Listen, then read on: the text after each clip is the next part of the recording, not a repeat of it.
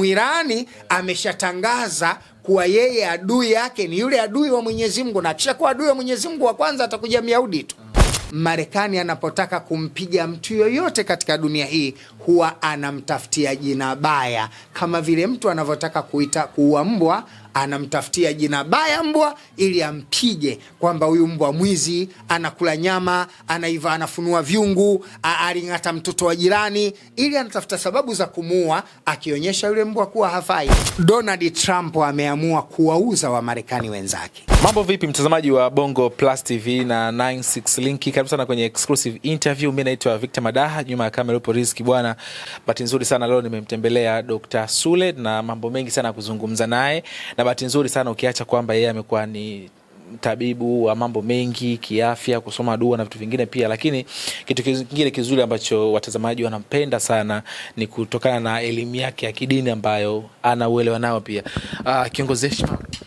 Asante, shukrani sana. Kwema lakini tunamshukuru Mwenyezi Mungu. Kwanza hongera sana kwa sifa ambazo umekuwa ukipewa. Mimi nimekuwa nikifanya interview na wachambuzi wengi, lakini nimekuwa pia napata sana maoni kuhusu wewe kwamba Dr. Sule bwana ni miongoni mwa watu ambao katika hili pia inabidi umfuate, tupate maoni yake kutokana na kila ambacho amekuwa akielezea mtandaoni, uelewa wake tunomfahamu pia. Pengine hasa ukiacha elimu ya dini pia elimu ya masuala ya kidunia na siasa pia pengine kwa ujumla, uelewa wako uko vipi hasa? Na ndio maana watu wamekuwa kusifia sana.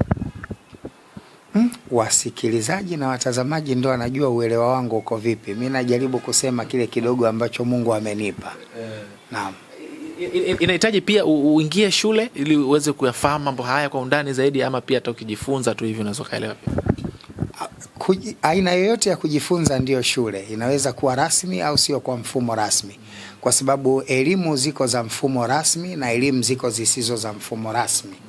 Kwa mfano mitume na manabii wamesoma, lakini sio kwa mfumo rasmi. Hakuna mwenye degree wala certificate, lakini ni wasomi na tunawafuata watu wenye degree zetu, tunafuata wao.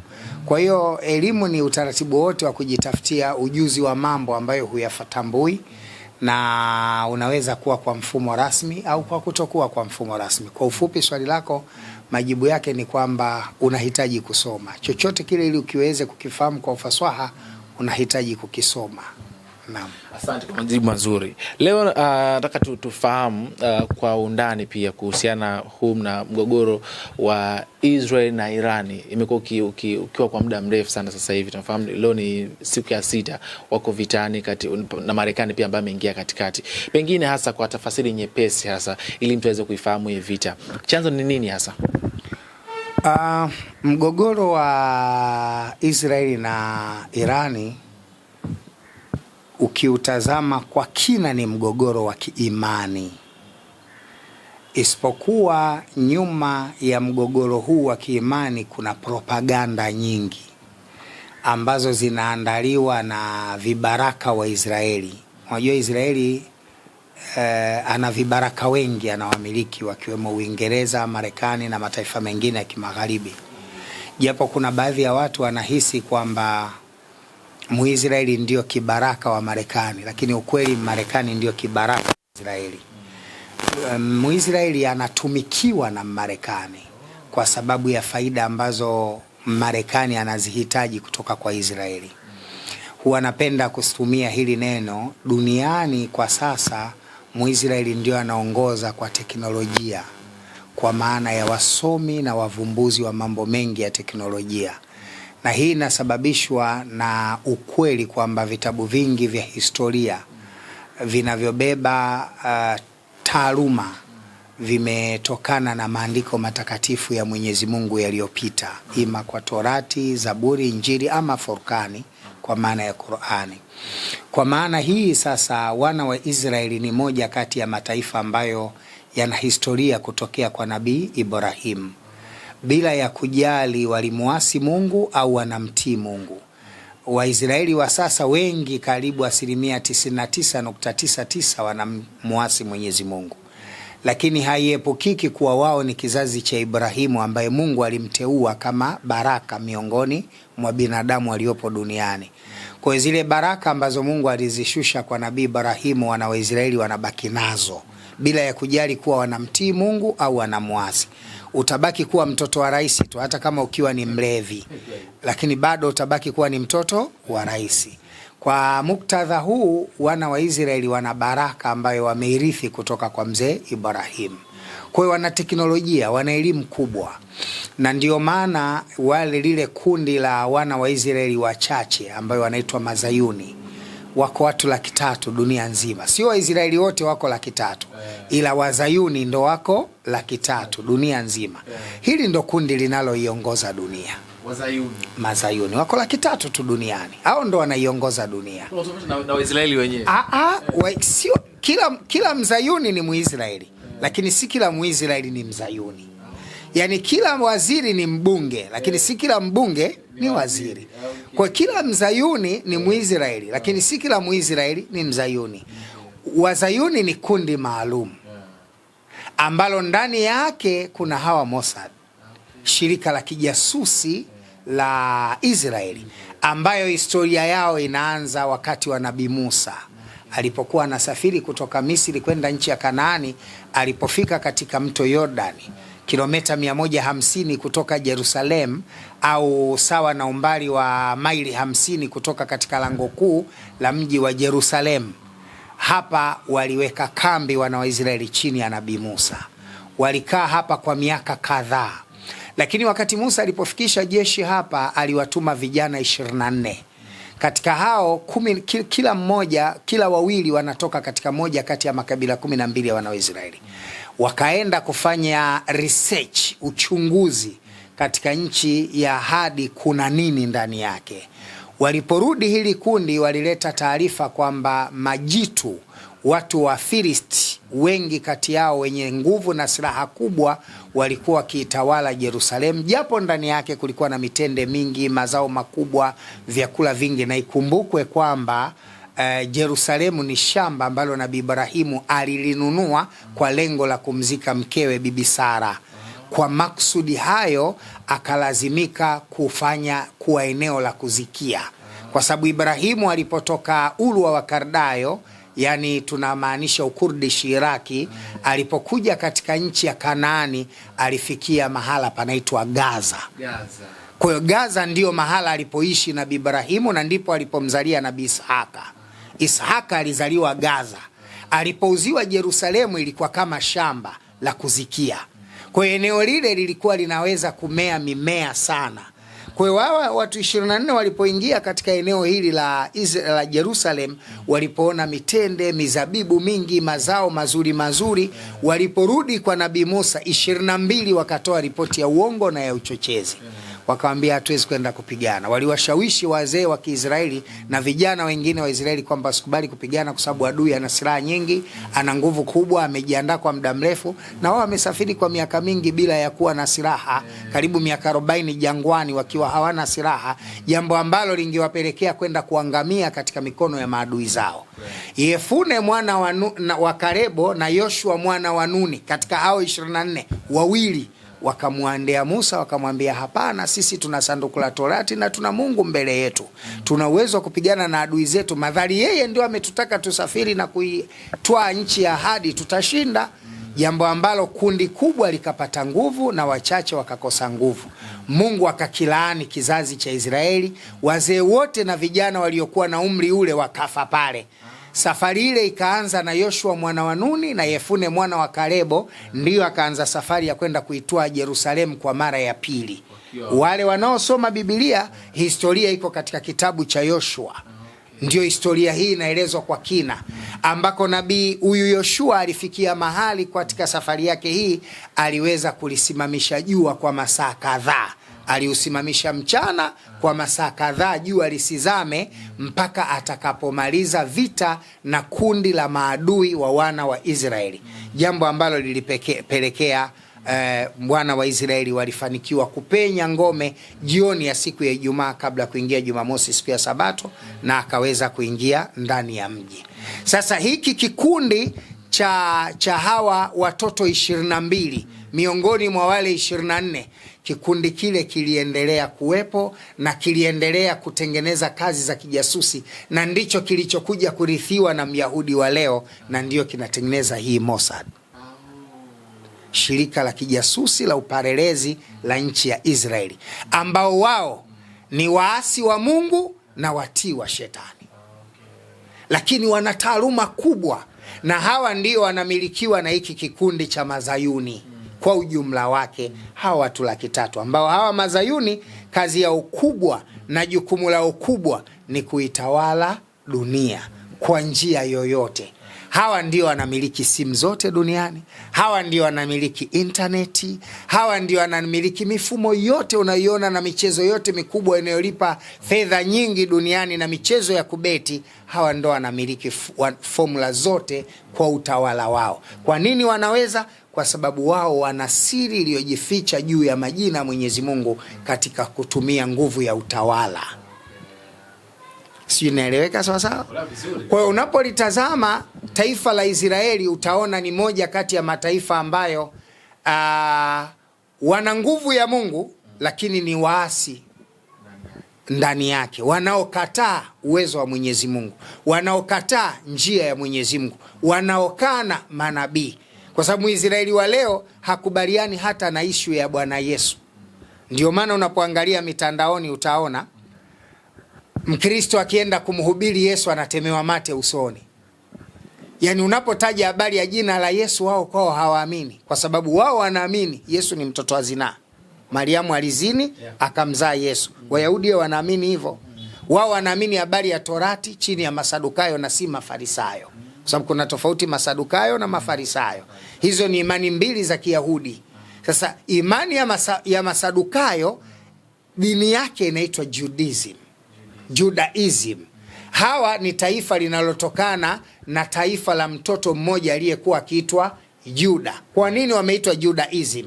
Kwa sababu Judaism ni taifa linalomilikiwa au liliokuwa created kutoka kwa mtu anaitwa Musa Samili, ambaye alikuwa anatoka katika ukoo wa Yuda, ambaye yeye ndio alitengeneza ndama wa shaba wakati Musa anakwenda kuchukua amri 10 za Mungu juu ya mlima Sinai.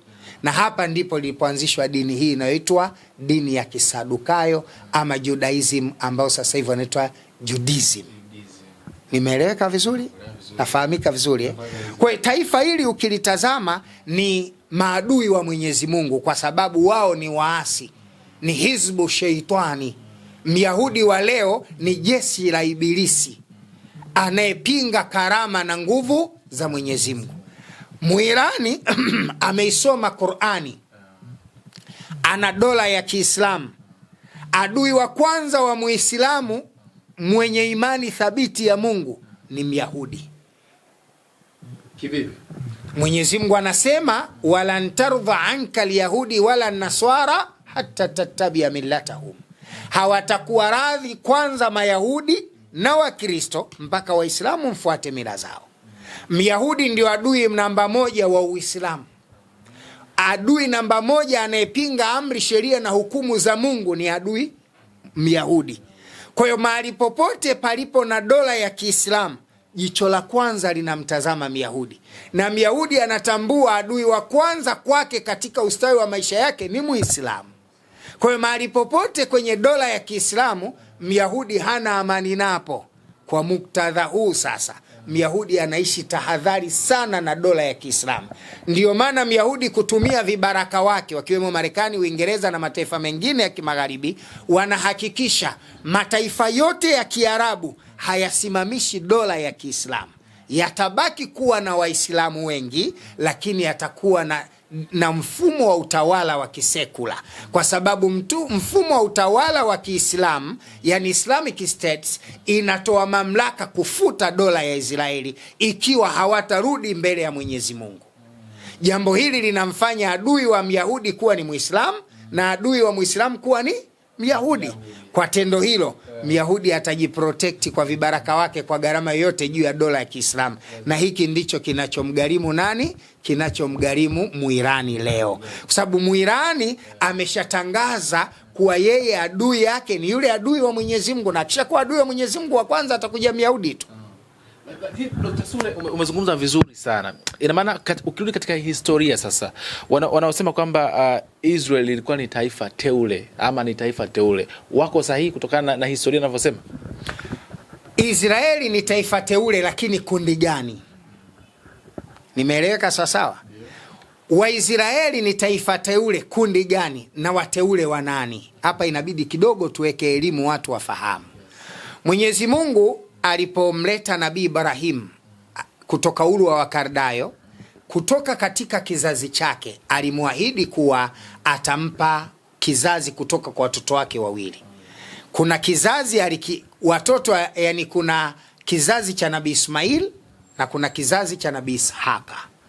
Kutoka kwa Nabii Ishaka akazaliwa Nabii Yakobo. Nabii Yakobo akazaa watoto 12 ambao kizazi chao ndio wameitwa taifa teule.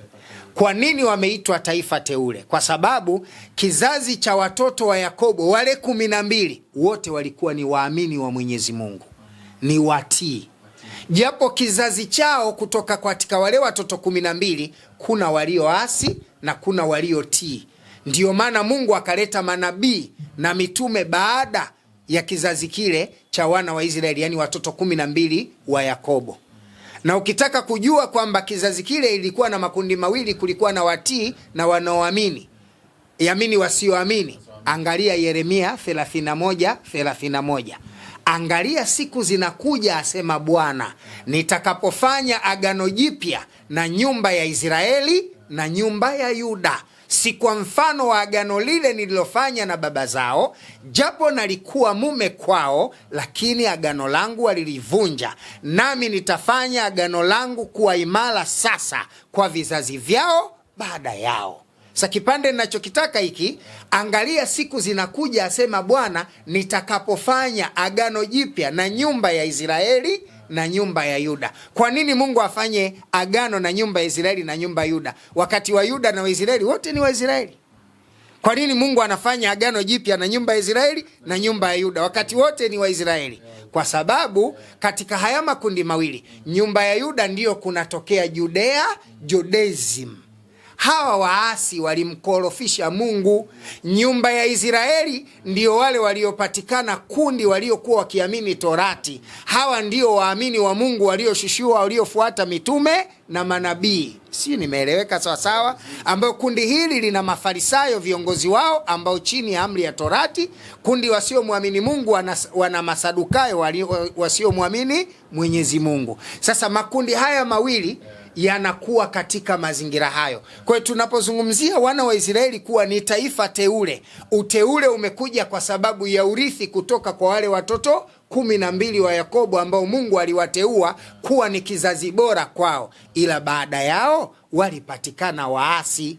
Sasa Myahudi aliyopo duniani leo ni adui wa Mungu. Huyo anatakiwa apigwe vita popote alipo. Turudi sasa katika kila ambacho kinaendelea sasa hivi. Kwanza walianzia Palestina, imekuwa ni vita ya muda mrefu sana. Sasa hivi tumeona Israel pia imeanza mgogoro wake na Irani hasa. Kuna ambao wanasema kwamba ni mambo ya kiimani na kuna wale ambao wanasema kwamba ni mambo ya kiuchumi. Tuondoke na katika hili. Uchumi ni lugha ya kisiasa inayotumika kwa sababu hata Muisraeli Marekani anapokwenda kumpiga Muirani, hoja yake kubwa ni matumizi ya silaha za nyuklia. Matumizi ya nyuklia ndiyo sababu kubwa inayopelekea Muisraeli Marekani kumpiga Irani. Lakini maneno haya yanatutosha kujifunza kitu. Irani na Marekani, yani Marekani aliwahi kuwa mfadhili mkubwa wa Iraki wakati wa vita vya miaka 8 vya Irani na Iraki. Hakuna asiyelijua hilo. Na ndipo ambako ilifanya Saddam Hussein kuwa rafiki wa karibu wa Marekani. Kwa sababu Marekani alimtumia Saddam Hussein. Acha Saddam Hussein. Osama bin Laden. Alimtumia Osama bin Laden kuhakikisha anatumia nguvu yake kubwa kupiganisha majeshi ya Irani na Iraki kwa miaka 8. Vita ambavyo vilikuwa vikubwa sana. Walipotoka kwenye vita vile vya miaka 8 Irani na Iraki, Irani akaingia kwenye vikwazo kwa sababu upande wa Iraki ukawa unaungwa mkono na Marekani. Baadaye Osama bin Laden akageuza kibao, akasimama kwenye tauhidi. akaamua kurudi kwa Mungu, akamuasi Marekani. Marekani akamfanya Osama bin Laden kuwa adui yake, akamtumia Saddam Hussein kuhakikisha wanataka kumkamata huyu Osama bin Laden. Osama aliposhtukia jambo akahama, akakimbia Iraki, akaamua kwenda kuishi Afghanistan. Wakaanzisha IS, Islamic State, chini ya ule umoja wao wa vijana ambao walikuwa wanapambana, wanafanya mapambano chini ya huyu Osama bin Laden. Osama bin Laden akaamua kwenda kutengeneza dola ya Kiislamu katika nchi ya Afghanistan. Marekani akaifanya Afghanistan kuwa adui wa kwanza kwa visingizio alivyoviona Marekani vinamfaa, lakini lengo lake la msingi halikuwa yale anayoyatangaza kwa jamii. Ugomvi wake yeye ilikuwa ni yeye kuiona Afghanistan inatengeneza Islamic State. Unachotakiwa kujua, Marekani ana hasira na kiongozi yoyote anayeanzisha Islamic State kwa maelekezo ya Myahudi, kwa sababu kuwepo kwa Islamic State kuna kwenda kuvunja dola ya Kiyahudi. Kwa hiyo Marekani kama kibaraka wa Myahudi lazima atumie gharama yoyote kuvunja mtu yoyote, kiongozi yoyote anayeonyesha nia ya kutengeneza Islamic State. Haya yametokea kwa Kanali Muammar Gaddafi, haya yametokea katika nchi ya kina Mullah Omar. Haya yametokea. Kwa nini? Kwa sababu Myahudi anachohofia ni kusimama kwa dola ya Kiislamu. Si nimeeleweka sawa sawa? Unaeleweka vizuri sana. Kwa muktadha huu sasa kuna kitu nataka nikimalizia hapo, utaeleza unachotaka kuniuliza. Unaona huyu Saddam Hussein, pamoja na kuwa alitumika kusaidia kutaka kumkamata Osama bin Laden, Osama alipokimbia na kuamua kwenda kuishi Afghanistan, akawa Saddam ni rafiki mkubwa wa Marekani. Lakini baadaye alipoonyesha nia ya kuwa anataka kusimamia haki ya Kiislamu katika dola ile, ilifikia mahala Saddam Hussein akawa adui tena wa nani? Wa Marekani. Na Marekani alipotaka kumpiga Saddam Hussein alitumia lugha ya kuwa Iraki ina silaha za nyuklia. Au mmesahau? Dunia imesahau kwamba Marekani alisema Saddam Hussein ana silaha za nyuklia, ndio maana anakwenda kumpiga ili kuhakikisha abakize utawala ulio bora na salama, watu wasiteseke pale. Na alifanya hivyo, aliwaua.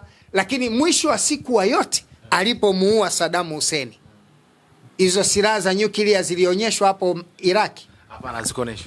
Kwa nini? Na yeye alikuwa ameambia dunia kwamba Saddam Hussein anamiliki silaha za nyuklia. Mbona baada ya kufa Saddam Hussein na taifa la Iraki kujipatia utawala aliyoutaka yeye Marekani, mbona hawakuzidhihirisha hizo silaha za nyuklia kwa kuzidestroy ili Marekani abaki kuwa salama na silaha za nyuklia?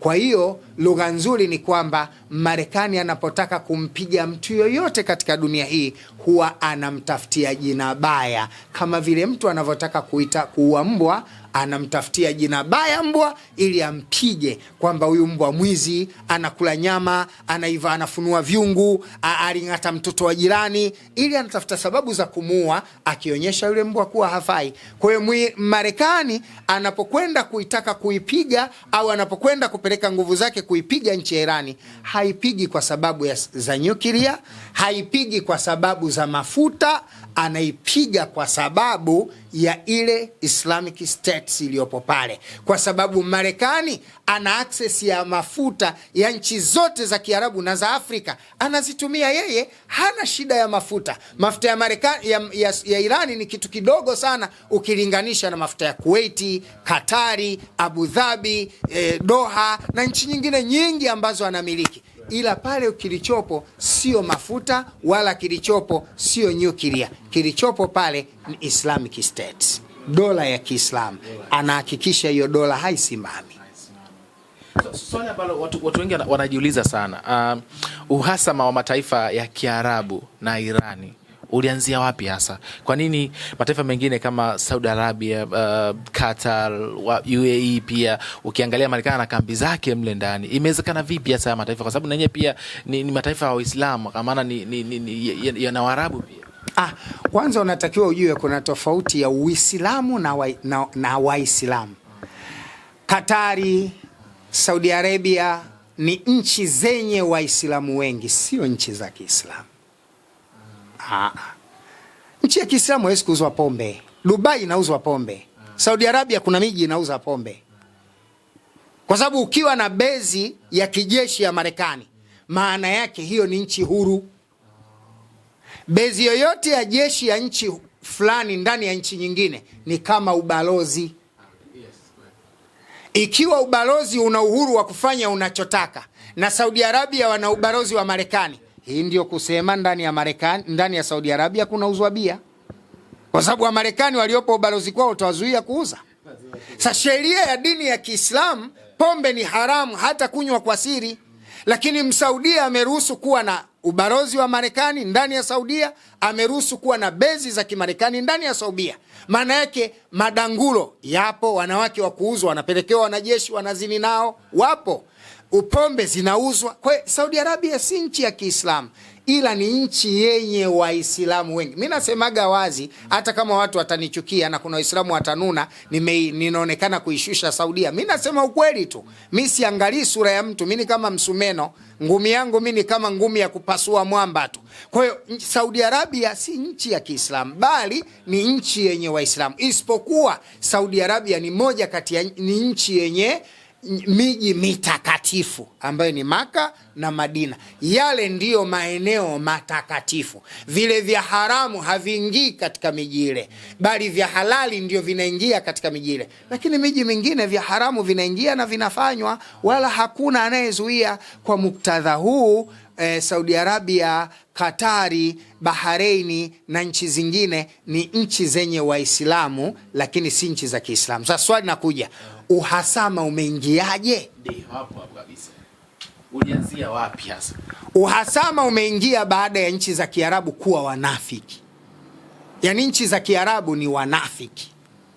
Yaani wao wanampendezesha adui kwa ajili ya maslahi yao. Maslahi gani hao? Yes. Marekani anapokuwa na bezi katika nchi kama Saudi Arabia na nchi zingine, anamdanganya kwenye ulinzi kwamba nikikupa bezi na kulinda, huwezi kuvamiwa. Yaani mtu atakaye kuchokoza mimi nitaanza naye. Kama ambavyo leo unaona Marekani anamulinda Muisraeli, ndivyo hivyo Marekani atamlinda Msaudia akipigwa. Ndivyo hivyo Marekani atamlinda Mkuwaiti akipigwa. Ndivyo hivyo Marekani atamlinda Mwarabu yoyote atakayepigwa na adui yake wakati Marekani yuko katika eneo ile. Lakini wakati anakubaliana na hili la kuwa yeye analindwa na bezi za Kimarekani, faida kubwa anayopata Marekani ni kuondoa mujitamaati, ule umoja wa Kiislamu. Anauondoa. Islamic State haiwezi kupatikana. Lakini kubwa zaidi ambalo Marekani anafaidika nalo ni kuwa na maamuzi ya mwisho ya mafuta ya Mwarabu. Kuwa na maamuzi ya mwisho ya mafuta ya Mwarabu. Ndiyo maana pamoja na mafuta kuchimbwa katika nchi za Kiarabu na Afrika na baadhi ya nchi za Far East, mashariki ya mbali, lakini bei ya mafuta inapangwa na wazungu. Bado wana mamlaka pia. Yes. Mafuta yanachimbwa pengine, maamuzi ya bidhaa yanafanywa pengine. Na ndio maana kwenye mafuta, reti ya mafuta iko kwenye dola, haiko reti ya mafuta haitengenezwi kwa paundi, haitengenezwi kwa shillings, haitengenezwi kwa riali, haitengenezwi kwa pesa za Kiarabu. Na pesa za Kiarabu zinapia kulingana na thamani ya dola. Ndio maana unaweza kuta leo pesa ya Saudi Arabia ambaye ndio anazalisha mafuta ina thamani ndogo zaidi kuliko pesa ya Marekani ambaye ananunua mafuta kwa Saudi Arabia. Na vitu vingi duniani ili viendeshwe vinahitaji mafuta. Uchumi wa dunia kwa 56% unahitaji mafuta. Mafuta yanatoka kwa Mwarabu, lakini pesa ya Mwarabu iko chini kuliko dola ya Marekani. Kwa nini? Kwa sababu anawamonita anavyotaka yeye. Kuna wale ambao wanasema kwamba utofauti wa mataifa ya Kiarabu pamoja na Waajemi kwa maana Irani ulitokana na kuwa na Washia na Wasuni. Kwenye hili kuna ukweli wanaosema vile? Halina ukweli, kwa sababu Mshia na Msuni wote wanahiji Baitul Harami pale Maka. Waislamu hatuna mipaka, tunacho Akida ni kitu kingine. Madhehebi hazina nafasi katika Uislamu tofauti na katika Ukristo. Madhehebi katika Ukristo, ukiwa Muanglikana makao makuu yako ni Uingereza tu, huwezi kwenda Marekani kwa sababu Marekani hakuna makao makuu ya Anglikana. Ndivyo hivyo Uislamu hauko hivyo. Uislamu makao makuu ya Waislamu yote yako katika nchi ya Saudi Arabia, katika Makati Mukarrama, mji wa Maka. Wairani wanahiji Maka. Wanahiji Maka, wanafanya umra Madina, wanamzuru Mtume. Na imamu wa Maka anaposalisha, Mshia anasali. Sala 5 zinazosalisha katika mji wa Maka zinasalishwa Kisuni. Na Mshia anayekuja pale anasali kwa ibada ya Kisuni, kwa sala ya Kisuni, na analipwa thawabu kulingana na sala ya Kisuni, si ya Kishia. Tofauti iliyopo katika Uislamu na Ukristo juu ya madhehebu katika Uislamu ni mfumo wa kuelekea elimu ya kumtambua Mwenyezi Mungu. Madhehebu katika Ukristo ni imani kamili inayojitosheleza. Kwa hiyo katika Uislamu iko tofauti hiyo. Kwa hiyo kama kuna mtu anasema kuna utofauti wa Ushia na Usuni ndio unafanya Waajemi na Waarabu wapigane, hilo neno lina uongo mkubwa sana. Wamarekani mataifa ya kimagharibi wameamua kuwagombanisha Waarabu hawa wenye asili mbili kwa dhamira ya kuwatawala, kwa sababu mzungu anaamini hivi, wagawe ili uwatawale, divide and rule, wagawe kisha uwatawale. Kwa hiyo Marekani na magharibi anachofanya ni kuwagawa mataifa ya Asia ili apate kuwatawala.